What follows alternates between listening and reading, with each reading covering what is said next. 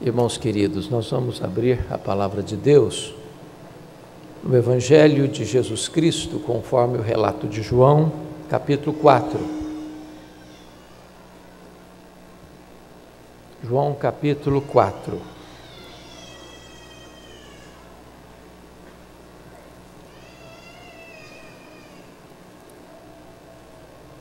Versos 31 a 38.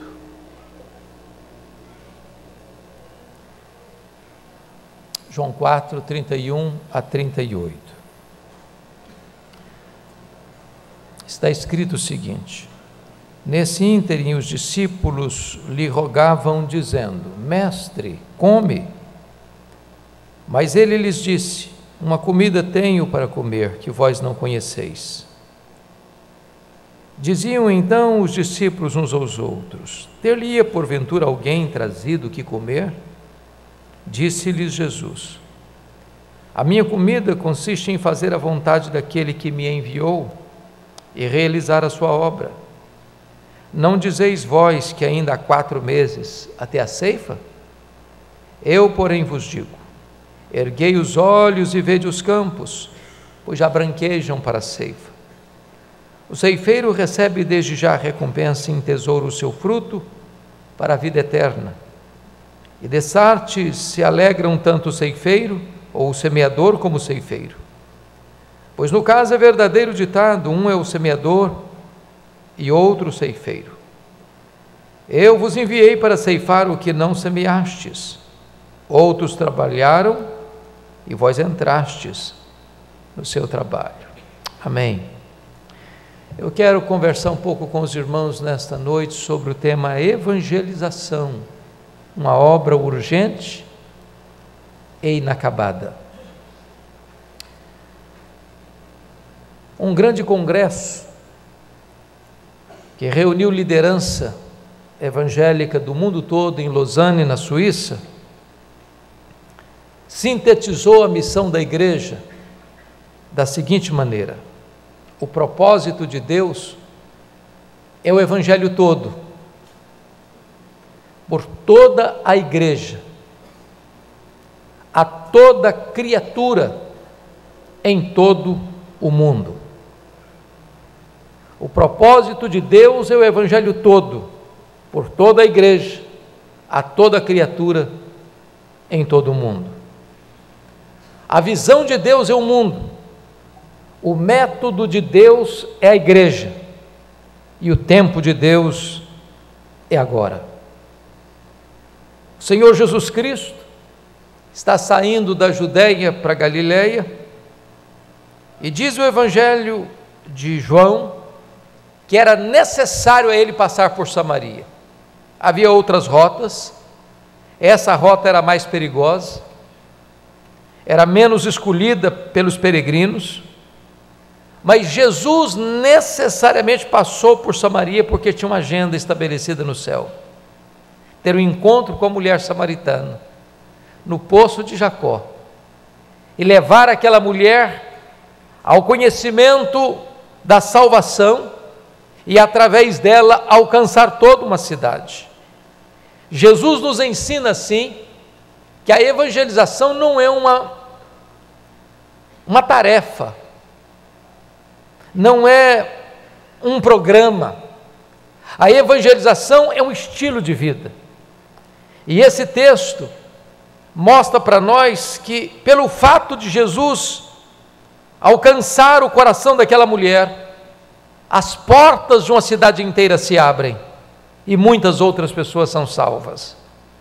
E o texto lido ensina-nos então 4 lições vitais que quero repartir com vocês nesta noite. Primeira delas, visão. Segunda delas, paixão. Terceira delas, compromisso. E quarto, investimento. Com seus olhos pousados comigo no verso de número 35, vamos ver o que Jesus disse: eu, porém, vos digo, erguei os olhos e vede os campos, pois já branquejam para a ceifa. A primeira coisa que você e eu precisamos ter na área da evangelização é visão. Erguei os vossos olhos e vede. O que Jesus quer dizer com isso? Se você ler o contexto, aquela mulher deixa o seu cântaro, depois de ter seus olhos espirituais abertos, comunica à sua cidade que ela havia encontrado o Messias, e o povo da cidade vem ao encontro de Jesus. A essas alturas, os discípulos que tinham ido a Sicar comprar comida, trazem a comida para Jesus, dizem para Jesus: mestre, come. E Jesus, nesse contexto, enquanto as multidões vinham ao seu encontro, diz para os seus discípulos: levantai os olhos e vede os campos que estão brancos para a ceifa. E aqui nós temos que ter algumas visões. Primeira delas, a visão de que o mundo sem Cristo está perdido. Do analfabeto ao cientista, do ateu ao religioso, do homem que vive mergulhado nas selvas mais densas ao cidadão das metrópoles. O homem sem Deus está perdido. Não importa a cor da sua pele, não importa a sua conta bancária, não importa o grau do seu conhecimento, sem Deus, sem Cristo, o homem está perdido. Amados, pensem comigo, a Índia, que é o segundo país mais populoso do mundo, com mais de 1 bilhão de habitantes, tem 360 mil deuses, quando a Bíblia diz só há um Deus vivo e verdadeiro. Se você olha para o Japão, uma das maiores potências do mundo, até hoje o seu povo queima incenso a Buda, uma falsa divindade. Se você vai para a África, o animismo, a feitiçaria, o islamismo escravizam milhões de pessoas. Das 40 nações mais pobres do mundo, 32 delas estão na África. Das mais de 1.800 línguas faladas na África, a Bíblia ainda não está completamente traduzida, nem sequer para 200 delas. Mais de 40 milhões de pessoas falando mais de 1.200 línguas e dialetos, não tem sequer um versículo da Bíblia traduzido para o seu idioma. Na Ásia, das mais de 1.980 línguas faladas, a Bíblia não está traduzida ainda sequer para 100 delas. Quando você vai para a Europa, berço do protestantismo, é hoje um continente pós-cristão. Você olha a América Latina, a idolatria, a feitiçaria ainda dominam. Se você olha o Oriente Médio, o islamismo escraviza as massas. No Ocidente, o ateísmo é galopante. Para vocês terem uma ideia, das mais de 11 mil etnias no mundo, destas, mais da metade, mais de 6.600, tem menos de 2% de evangélicos, de cristãos. Entre essas 68 etnias, tem população superior a 10 milhões de pessoas, sem nenhum testemunho do Evangelho. E sem Cristo, as pessoas estão perdidas. Temos que ter outra visão. A visão, irmãos, de que enquanto a igreja tantas vezes se acomoda, as falsas religiões se proliferam. Se não, vejamos, existem hoje mais de 2 bilhões e 400 milhões de pessoas que nunca ouviram falar de Cristo. A Bíblia não foi ainda hoje traduzida sequer para 1/3 dos idiomas. Quando o presidente americano John Kennedy foi assassinado em Dallas, no Texas, no dia 22 de novembro de 1963, às 12h30, meia hora depois, a metade do mundo sabia deste acontecimento. O Filho de Deus morreu na cruz há mais de 2.000 anos, ou aproximadamente 2.000 anos, e metade do mundo praticamente não sabe disso ainda. Precisamos levantar os nossos olhos e ver. Por exemplo, nos últimos 70 anos, irmãos, o islamismo cresceu 500%. O hinduísmo cresceu 167%. O budismo cresceu 145% e o cristianismo só cresceu 47%. O alvo do islamismo, dos muçulmanos, é conquistar o mundo para o islamismo. E isso está acontecendo. Conforme Marius Barr descreve no seu livro A Encruzilhada do Ocidente. Para vocês terem uma noção, o islamismo é hoje a religião majoritária de 43 países. O islamismo hoje representa 1/5 da população. 20% da população mundial hoje professa a fé islâmica. Desde 1981, o islamismo ultrapassou o catolicismo romano em termos de adeptos. No Egito, 94% professa o islamismo, e você não tem liberdade plena de evangelização.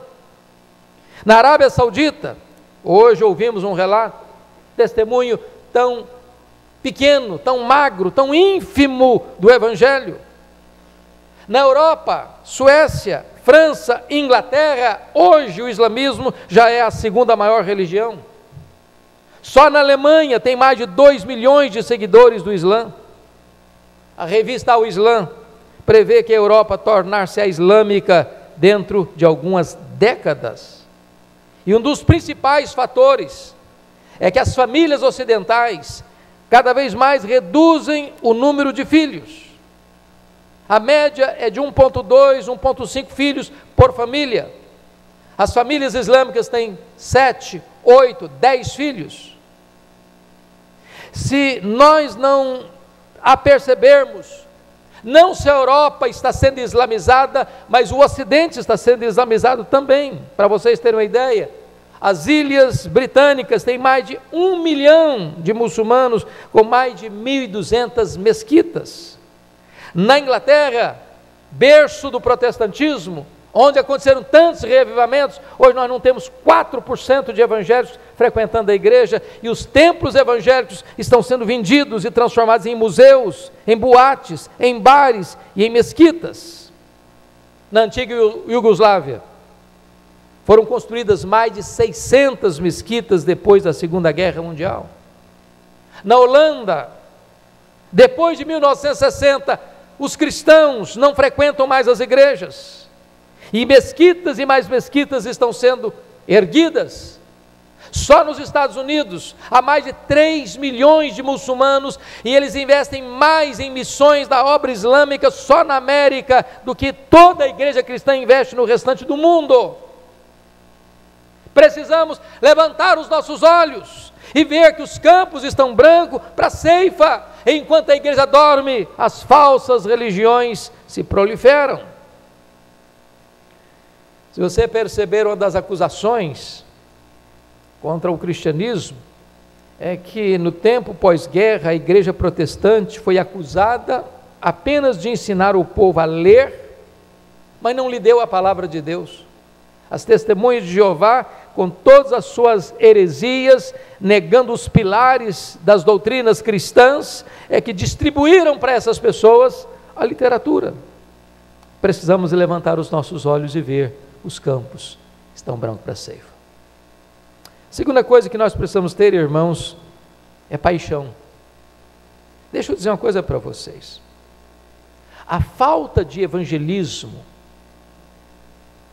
presente na igreja hoje não é por falta de método, é por falta de paixão. Não é por falta de conhecimento, é por falta de paixão. Não é por falta de informação, é por falta de paixão. Quer um exemplo? Nós lemos livros e mais livros. Você sabe que o universo cristão evangélico, em média, lê mais do dobro daqueles que não são chamados evangélicos. Lemos livros, fazemos conferências, participamos de congressos, de simpósios, viajamos 100, 200, 500, 1000 quilômetros para irmos a um congresso, atravessamos o mar para ir a grandes conferências, mas às vezes não atravessamos a rua para falar de Jesus para o nosso vizinho. Talvez nós precisássemos ter a paixão de Raquel, que disse para o seu marido: dá-me filhos, senão eu morrerei. Talvez nós devêssemos ter a paixão de John Knox, o pai do presbiterianismo, quando chorava, clamando a Deus com lágrimas nos olhos, dizendo: dá-me a Escócia para Jesus, senão eu morro. Falta, amados irmãos, esse senso de paixão no nosso coração. Doutora Roosevelt, que foi missionária 20 anos no Congo, disse o seguinte: o que mais aflige o meu coração não é a condição terrível dos milhões que estão perdidos, mas a apatia da igreja em relação a esses perdidos. Precisamos ter paixão, irmãos, para abrir a nossa boca, para falar de Cristo.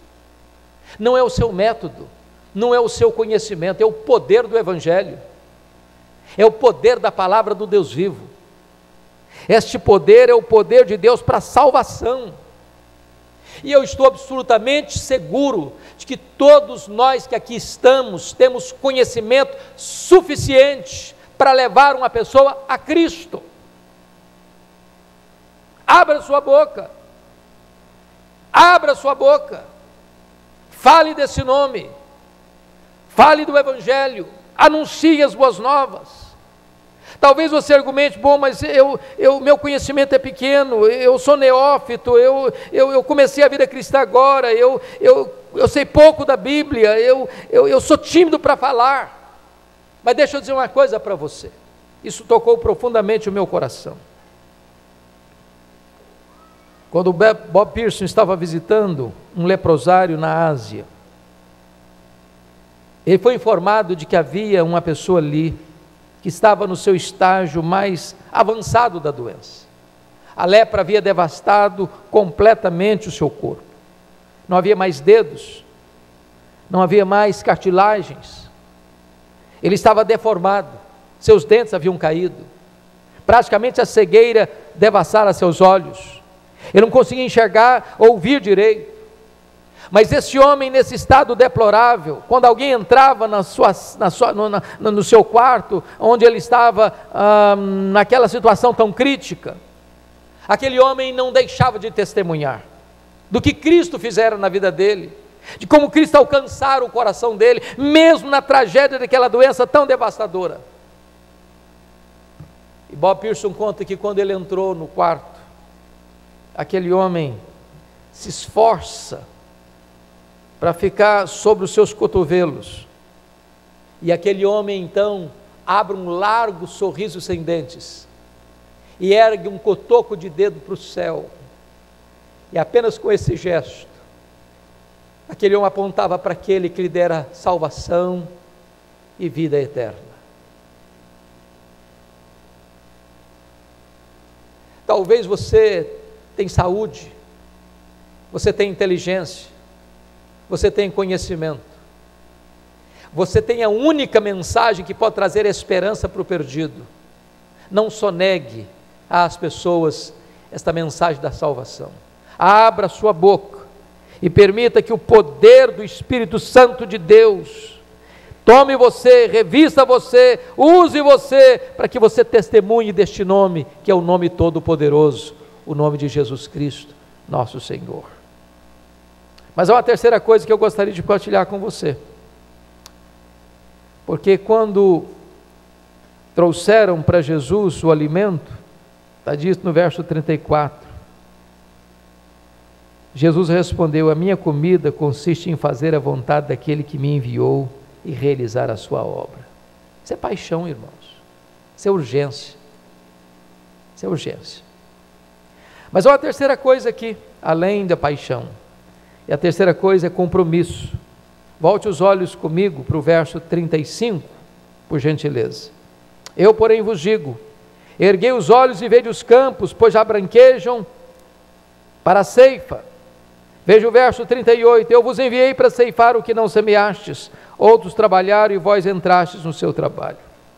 Você sabe de uma coisa, quando uma lavoura está madura, está pronta para a colheita, você precisa fazer isso logo, senão você perde. Você precisa arregimentar trabalhadores, você precisa contratar mais gente, porque a safra não pode esperar, ou você colhe, ou você perde. É preciso compromisso. Amados irmãos, no dia que nós entendermos que cada pessoa chamada é uma pessoa enviada, cada pessoa alcançada é uma pessoa que deve receber o compromisso de falar, de testemunhar, nós mudaríamos o cenário da igreja. Então chama a sua atenção para alguns pontos. Primeiro, a evangelização é uma tarefa imperativa. E eu vou lhe dar 5 motivos para você evangelizar. Primeiro, você deve evangelizar, sabe primeiro? Para livrar a sua pele. Livrar a sua pele. A Bíblia diz assim: se o atalaia não avisar o perverso, o ímpio, que ele vai morrer na impiedade dele, ele vai morrer na impiedade dele, mas Deus vai cobrar de você o sangue dessa pessoa. A omissão na evangelização não é algo que vai ficar isento de severa penalidade. Nós não podemos calar a nossa voz. Segundo, nós devemos evangelizar para arrebatar os perdidos do fogo, é isso que está escrito na Bíblia. Pense você caminhando por uma rua e vendo uma casa incendiada e uma pessoa gritando socorro, socorro, socorro, e você tendo chance de libertá-la das chamas, não o faz. Pois pior do que a chama que arde para queimar o corpo, é a chama que arde eternamente. E a Bíblia diz que quando você leva alguém a Cristo, você arrebata essa pessoa do fogo. Terceiro, você precisa evangelizar para apressar a vinda de Cristo. É isso que a Bíblia ensina. Este evangelho será pregado em todo o mundo, então virá o fim. A Bíblia diz que nós devemos aguardar, e cantamos isso aqui, Maranata. Mas a Bíblia diz que nós devemos também apressar o dia da vinda de Deus. E como fazemos isso? Levando essa palavra, evangelizando. Quarto lugar, nós devemos evangelizar para a glória de Deus, porque toda pessoa que é alcançada pela graça e é salva, diz a Bíblia que há uma alegria diante de Deus, dos anjos lá no céu, na presença de Deus, Deus é glorificado. Mas finalmente nós devemos evangelizar porque Jesus mandou. Se Ele mandou, e Ele é o Rei dos Reis, Ele é o Senhor dos Senhores, nós não podemos nos acovardar. Mas em segundo lugar, a evangelização não é só imperativa, ela é intransferível. A ONU não evangeliza, as embaixadas não evangelizam, os ministérios do governo não evangelizam, o Ministério da Educação não evangeliza. Só a igreja é credenciada a isso. Se você calar a sua voz, não há esperança para o mundo. Alguém conta uma história, e é história, que eu acho muito interessante, que retrata esse fato. Registra que quando Jesus voltou para o céu, depois de terminada a sua obra aqui, um anjo aborda Jesus assim: mestre, Senhor, tu morreste na cruz, tu ressuscitaste, tu completaste a tua obra, mas quem vai proclamar isso para o mundo inteiro? E Jesus teria então respondido para o anjo assim: eu deixei lá na terra 12 homens preparados para essa missão. O anjo intrigado, redargue e pergunta de novo: mas Senhor, e se eles falharem? E o Senhor respondeu: se eles falharem, eu não tenho outro método. O método de Deus é a igreja, é você. Se você falhar, Deus não tem outro método. O ímpio vai morrer na sua impiedade, e Deus vai cobrar das suas mãos o sangue dele. Mas a evangelização não é apenas imperativa e intransferível, ela é também inadiável. Mestre, come, eu tenho outra comida para comer. Mais urgente é fazer a vontade daquele que me enviou. Meu amado irmão, se você e eu nos calarmos, as pessoas vão morrer na sua impiedade. Seus colegas de escola, seus colegas de trabalho, as pessoas que convivem com você, os membros da sua família, da sua parentela, você não pode se calar. Eu estava um dia aqui no gabinete pastoral, reverendo Jailton, e nós tínhamos, e hoje é uma igreja, uma congregação em Jacaraípe. Alguns irmãos tiveram a bênção de nos acompanhar tantas vezes lá na congregação de Jacaraípe. E tinha um senhor que estava sendo evangelizado, e esse homem caiu enfermo.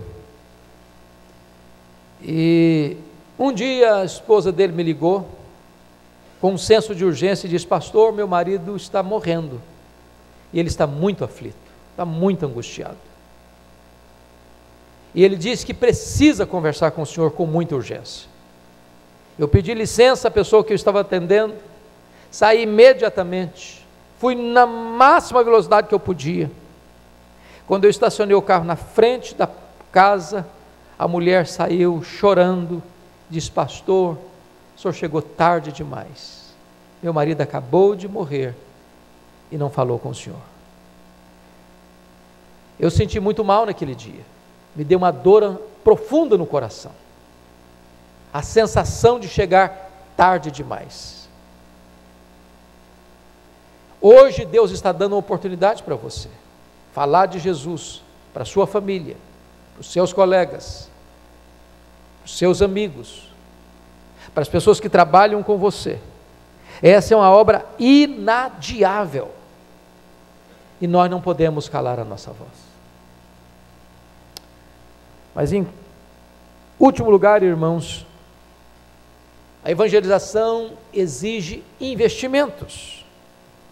E o primeiro investimento, confira comigo, verso 35, eu, porém, vos digo, erguei os olhos e vede os campos, pois já branquejam para a ceifa. E o primeiro investimento é investimento financeiro. Pense comigo que Jesus está usando a linguagem da agricultura. E se você tem familiaridade com a linguagem da agricultura, você sabe que um fazendeiro, um agricultor, ele semeia muito mais do que simplesmente a sua família consegue colher. Campos e mais campos. Na hora da colheita tem que contratar mais gente, e para contratar mais gente tem que ter investimento, tem que ter recurso para evangelizar, recurso para comprar Bíblia, recurso para imprimir folheto, recurso para você usar um programa de televisão, recurso para você dar asas à mensagem, recurso para construir templos, recurso para enviar missionários. A Bíblia diz que quem ganha almas é sábio, é melhor que investir na bolsa, que investir em dólar, que investir em barra de ouro. Porque todas as riquezas deste mundo aqui ficarão, não tem gaveta em caixão. Mas quando você investe na obra missionária para que pessoas sejam salvas, você está fazendo um investimento de consequências eternas. Eu estive algumas vezes na Igreja do Povo em Toronto, e talvez nenhuma igreja no mundo seja mais comprometida com a obra missionária do que a Igreja do Povo em Toronto. Como é que começou a visão missionária daquela igreja? Ela estava passando uma fase difícil, estava numa fase de transição pastoral, a igreja passando por uma grande crise financeira, por um grande desânimo espiritual, quando a liderança daquela igreja convidou o pastor Oswald Smith para visitar a igreja, com vistas ao pastorado da igreja. E para surpresa dos líderes, no primeiro dia pregou sobre missões. Era uma semana de conferências. No segundo dia, ele pregou sobre missões outra vez. Aí os líderes da igreja se reuniram: não, pastor, o senhor não está entendendo nada, nossa igreja está em crise, nossa igreja está passando dificuldade, nossa igreja está com déficit orçamentário, agora não é hora de falar de missões, agora é de tratar da igreja. Aí no terceiro dia, foi pregar, pregou sobre missões. No quarto dia, levantou uma oferta missionária. Para encurtar a conversa, meus irmãos, essa igreja nunca mais soube o que era crise financeira. Essa igreja até hoje dedica praticamente 80% do seu orçamento à obra missionária. Porque o campo é o mundo, a visão de Deus é o mundo, o método de Deus é a igreja. E os recursos para alcançar o mundo estão nas suas, nas minhas, nas nossas mãos.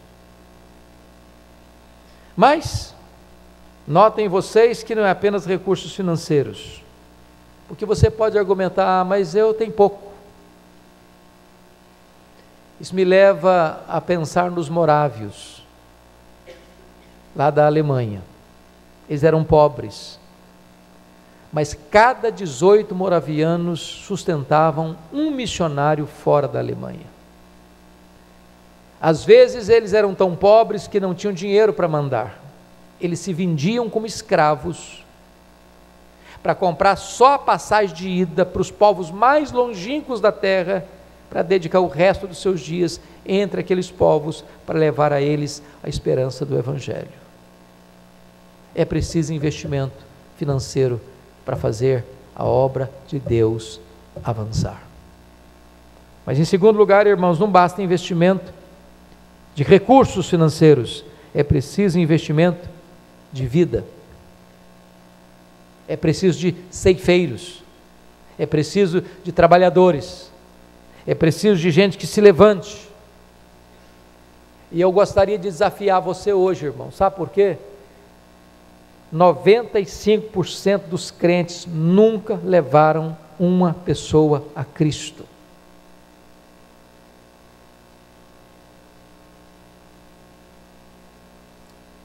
É bom você conhecer, é bom você estudar, é bom você domingo após domingo vir para a igreja, uma boa escola bíblica dominical. É bom você vir para o culto e escutar uma exposição bíblica. Mas, meu amado irmão, nós não podemos reter tudo isso para nós. Há muitas igrejas que crescem exponencialmente mais do que nós. Não é porque eles conhecem mais do que nós, é porque oram mais do que nós, que trabalham mais do que nós. Crescimento de igreja precisa ser pensado, planejado, desejado, trabalhado. Não tem colheita sem semeadura, não tem crescimento sem pregação. A fé vem pelo ouvir e ouvir a palavra de Deus. E não é apenas no púlpito da igreja que se prega.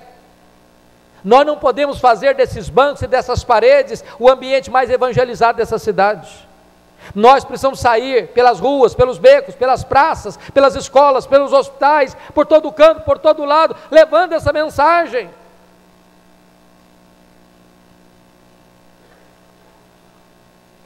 Certamente vocês já ouviram falar do grande missionário Carlos Studd, da Inglaterra.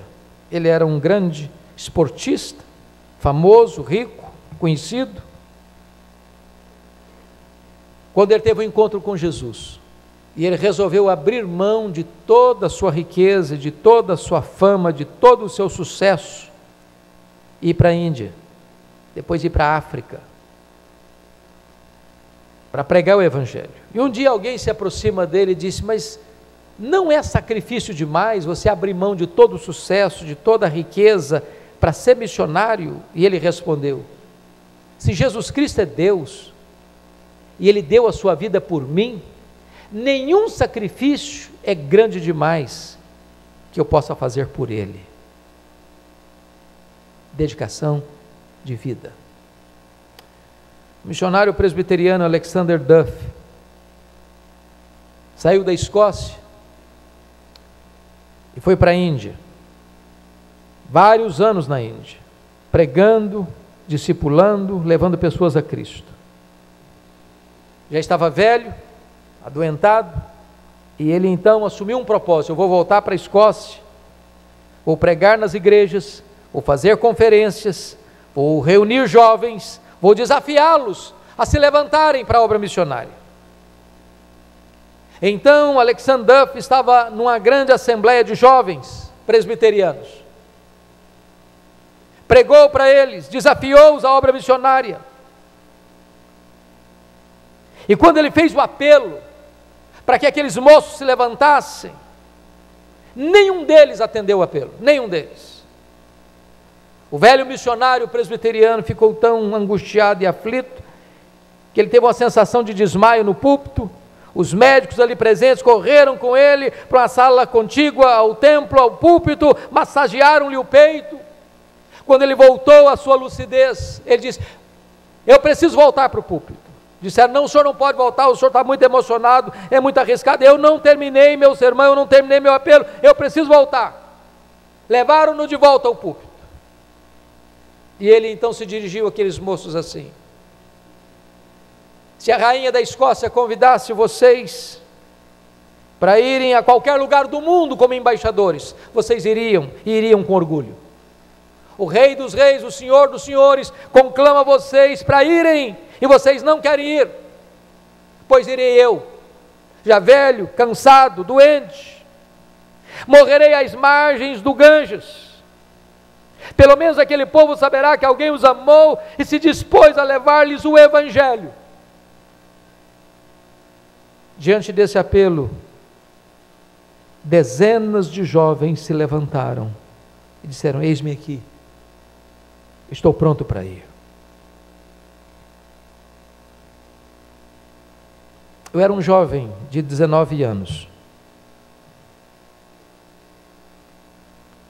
estava terminando o meu curso de 2º grau na época. Meu sonho desde criança era ser político e advogado.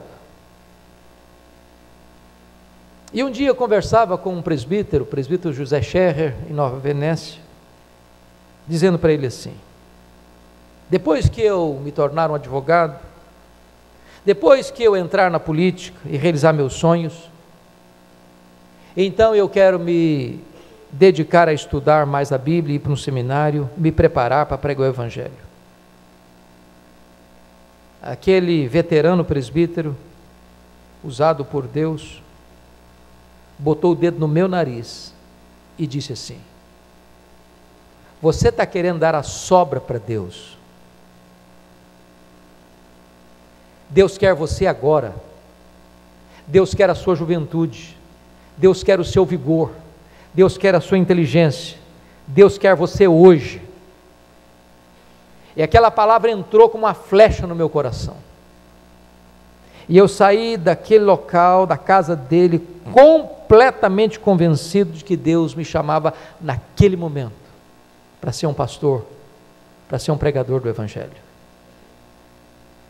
O campo é o mundo. Quem sabe hoje Deus tem jovens aqui que podem ser levantados, jovens brilhantes, jovens inteligentes, jovens talentosos. Quem sabe hoje aqui Deus não levante alguém para dizer: eis-me aqui, Senhor, eis-me aqui. Quem sabe hoje você que tem frequentado a igreja, que conhece Bíblia, que estuda Bíblia, que frequenta congressos, que frequenta conferências, que tem tantas informações, mas não teve ainda a experiência de levar sequer uma pessoa a Cristo. Eu quero desafiar você em nome de Jesus a se levantar. Em nome de Jesus, eis-me aqui, Senhor. Eu não quero comparecer na tua presença de mãos vazias.